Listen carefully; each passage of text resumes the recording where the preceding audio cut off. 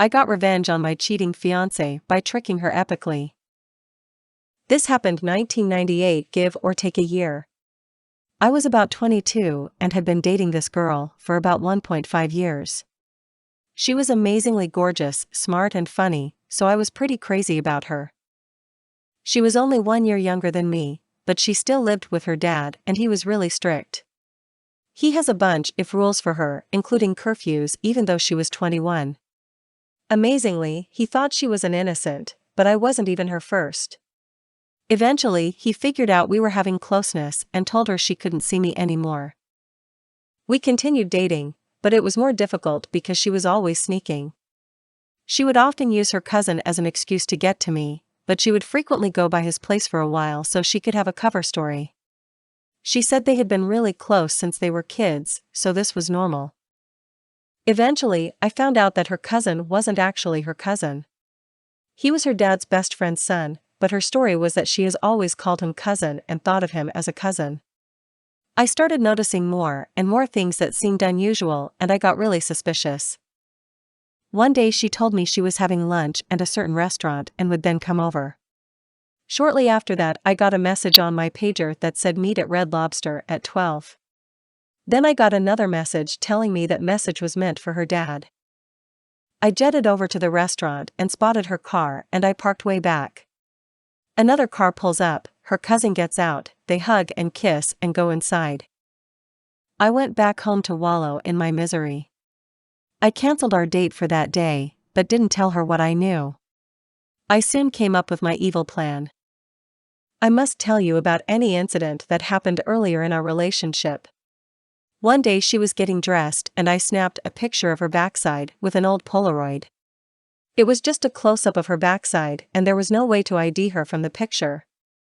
I didn't think she would care at all. She got insanely mad.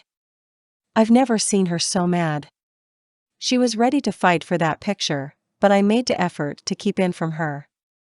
She started trying to rip it up, but couldn't. I told her to hand it to me and I would cut it up. She gets a pen and starts marking it up, then finds scissors and cut it up. I burned the remains in front of her. She stayed mad for a while and lectured me over and over how she did not want any explicit pictures of her to ever exist. I can't stress enough how much she hated the idea of anybody having photos of her. She was horrified.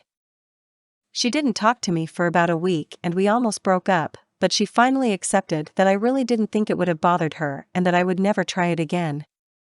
Moving on. I had my plan together and we made plans for her to come to my place. I was renting a decent house with my best friend, but lived like a bachelor. Very little furniture in my room. I had a bed, computer table with a chair, dresser and an alarm clock on the floor by my bed. I went and got an extra chair from the kitchen and placed it at the foot of my bed.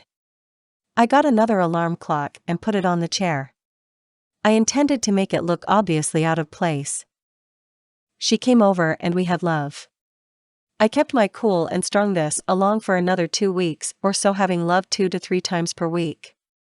I made a point to do different positions and try and keep her angled in a way that the alarm clock was looking directly at her.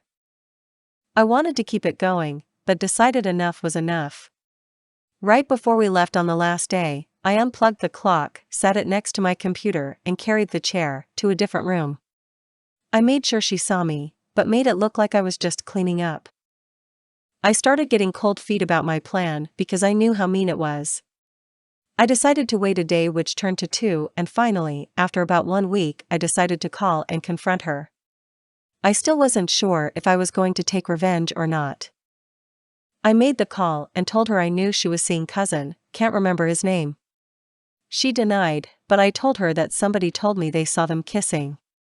She finally admitted it but claimed it just started this week. I asked, how can you duck your cousin? She said, you know, he's not really my cousin. We argue a bit more and I tell her that I've known for a month. Then she tried to turn it around on me for not saying something when I found out, and she made a really smart comment that I can't remember. I then told her that there was one last thing that she would really want to know. Me, do you remember that alarm clock sitting on the chair by my bed? Her, yeah. Me, never wondered why it was there. Her, not really. Me, think about the last several times we had closeness, how we did this at the foot of the bed, with you facing the foot and so on. Her, what the duck are you saying? Me, it was a ducking spy cam, you disgusting, causing ducking cheating witch. I slammed the phone down. I had called from a payphone for some reason. My pager blew up for the next several hours. It didn't stop vibrating for a solid 30 minutes before I turned it back on. My phone home was lit up with VMs. Her messages started with screaming and crying, then threats, then begging, then offering bribes, and then she would go right back through the same cycle. The next day she came to my house and knocked on the door for at least an hour, but I didn't answer. The calls and messages kept coming for weeks even though the frequency died down a lot. She also came to my house a few more times, but I never answered and sometimes I wasn't home. I finally answered a phone call, but when she started asking for the tapes, I told her that I didn't know what she was talking about. I listened to her beg, cry, plead, and I would eventually chime in with I don't know what tapes you were talking about.